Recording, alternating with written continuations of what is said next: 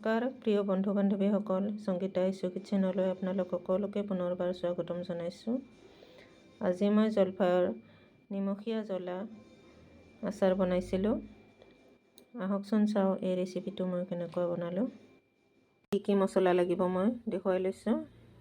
এইকেইটা শুকান জ্বালা অলপ বেছিকৈ লৈছোঁ, যিহেতু মই জলকীয়া পাউডাৰ লোৱা নাই।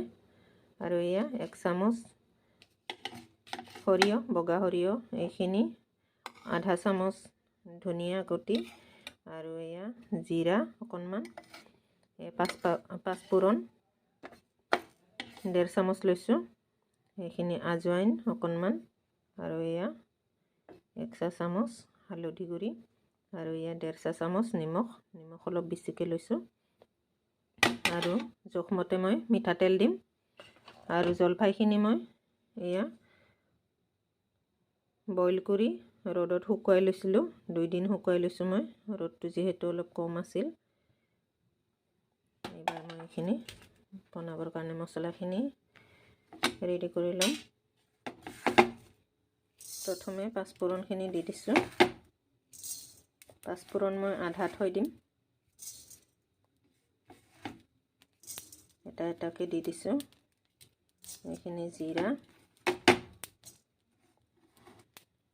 আজৱাইন, ধনিয়া, এনেকৈ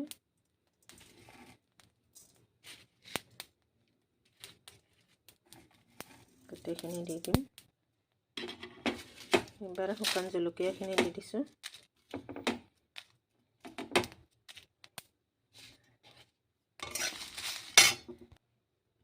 এইবাৰ ইয়াতে মই নিমখখিনি দি দিম।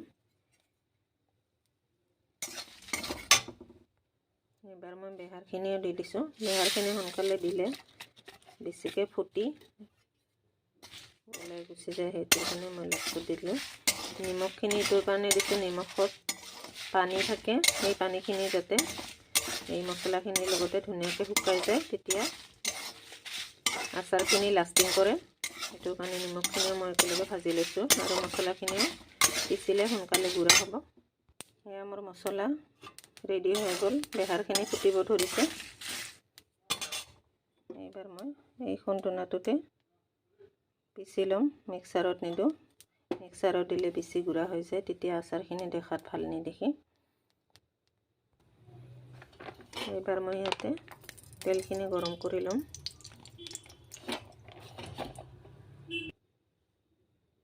এয়া 1 কেজি জলফাইত মই 100 গ্ৰামমান তেল দি গৰম কৰি ল'লোঁ। তেলখিনি গৰম হৈ গ'ল। এইবাৰ ইয়াতে অকণমান পাঁচফোৰণ ৰাখিছিলোঁ মই, এইখিনি গোটা থাকিলে আচাৰখিনি ভাল দেখি।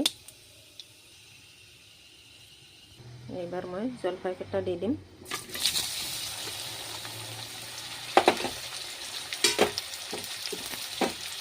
জলফাইত যদি অকণমান পানী ভাপ আছে, সেইখিনিও এই তেল গৰমত অলপমান ভাজি ল'লে সেইখিনি নোহোৱা হৈ যাব।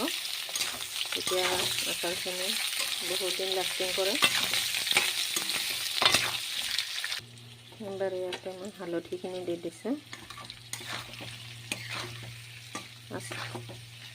এই জলফাইকেইটা মই বইল কৰাৰ ভিডিঅ'টো নেদেখুৱালোঁ।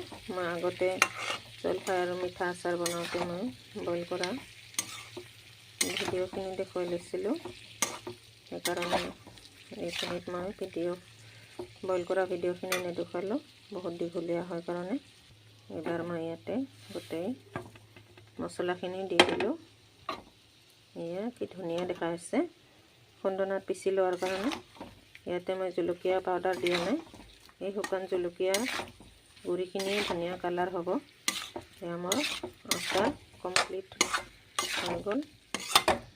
এইবাৰ মই এইখিনি এটা বটলত সোমোৱাই ল'ম। মোৰ এই জলফাইৰ জ্বলা আচাৰ বনোৱা ৰেচিপিটো চাই আপোনালোকে কেনেকুৱা পালে, লাইক, শ্বেয়াৰ আৰু কমেণ্ট কৰি জনাব। লগতে আপোনালোকে যদি মোৰ ৰেচিপিটো চাই আছে, তেতিয়াহ'লে ছাবস্ক্ৰাইব কৰিব, বেল আইকনটো টিপি থৈ দিব।